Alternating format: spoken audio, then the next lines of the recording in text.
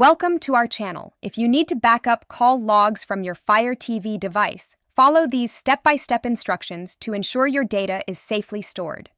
Step 1. Understand that Fire TV doesn't traditionally handle phone call logs. However, if you're using communication apps through Fire TV, you'll need to back up data through those specific applications. Step 2.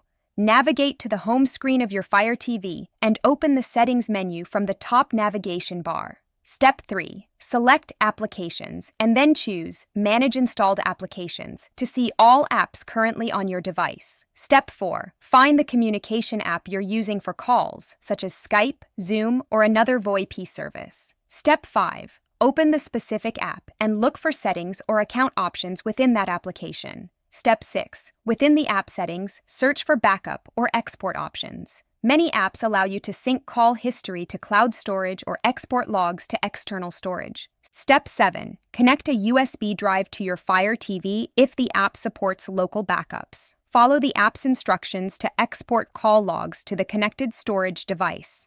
Step 8. Verify that your backup was successful by checking the destination folder or cloud account where the data was saved. Don't forget to like this video and subscribe to our channel.